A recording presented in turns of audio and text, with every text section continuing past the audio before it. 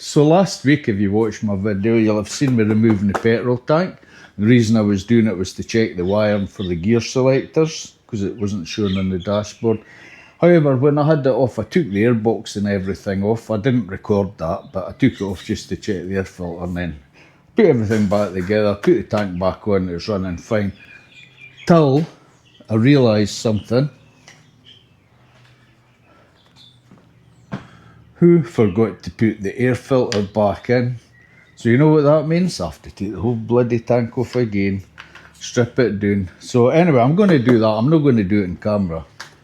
I'll do that. It only takes 5 minutes, 10 minutes, and you get the tank off. I'll do that, but once I get under there, I'll show you the airbox and everything.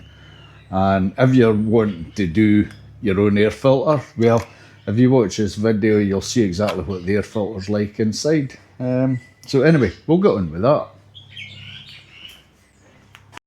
So I got the tank off again. There she is, sitting pretty. And this time, I didn't take these front covers off. I just left them on.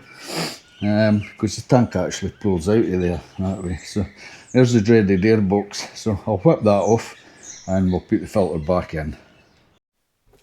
And of course, again, my audios went kaput. Anyway, that won't matter. So yeah, to get this airbox off, you've got 8 screws round it, and you've got this breather box on the back with a clip on the hose. Make sure you open that clip with your pliers, because you don't want to break the end of that wee breather box. So we'll get all the screws out, all 8 of them, and then we'll squeeze that clamp so as we can lift the top of the airbox off without breaking the bottom of it. You'll see it when I take it off. There we go. See the water dripping from it? That's because the moisture in the oil, just because the bike's not used a lot, it blows the moisture up there as well as it being a breather. But that wee chamber in it catches all the moisture and stops it going down into the engine. It's worth, that's it there, it's worth giving it a blowout as well to get any moisture out it. So as there's none in the chamber itself, and that'll help the bike breathe easier, or I should say it'll help the engine breathe easier, or it should anyway.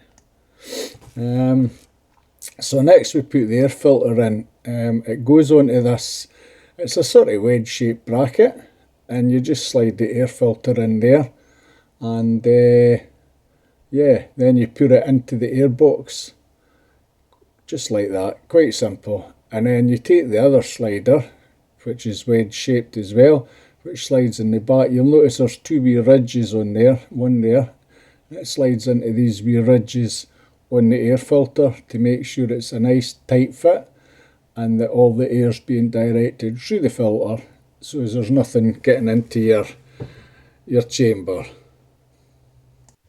So once you got all that done, just get your airbox, pop it back on again. You'll see there's foam round the top that's supposed to seal it. I think the foam's kind of knackered on this one.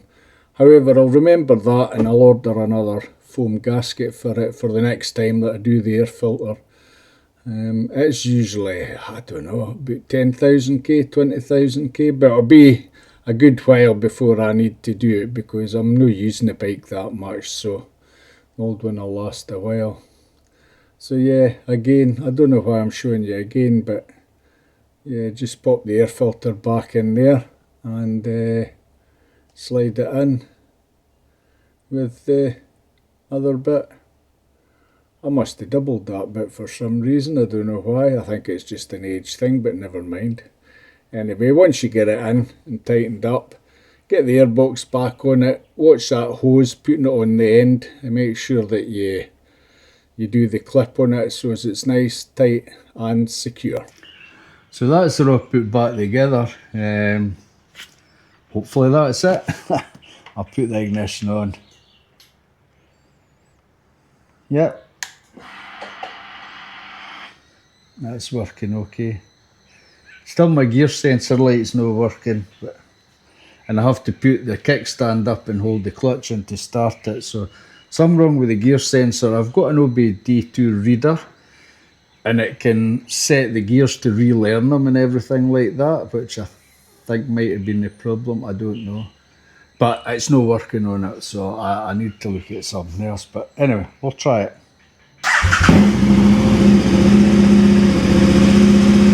No problem.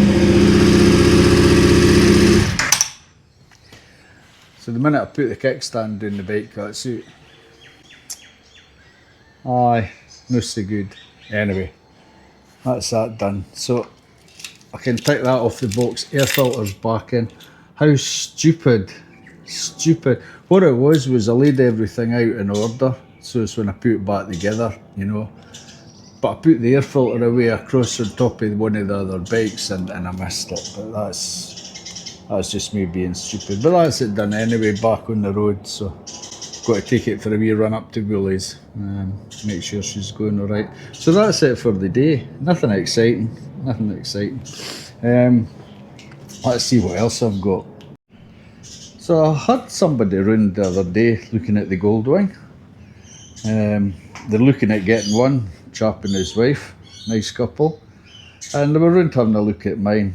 And as I says to them, I ain't in no hurry to sell it. That's if I sell it. I was just having a look, you know, in the Goldwing group to see if anybody was interested and, you know, asking people what they thought the value is. Some guy says $7,000.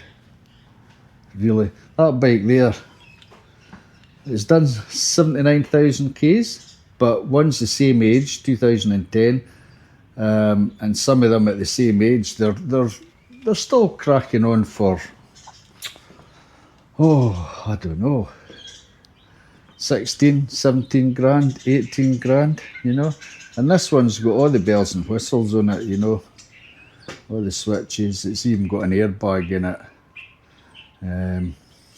Don't know if the airbag works. I wouldn't like to try and find out, to be honest. So I've got this to get back onto again, the GPX 250. So I've got the carbies working on it and everything's fine there, so I'll need to give it another wee blast and start building her back up again.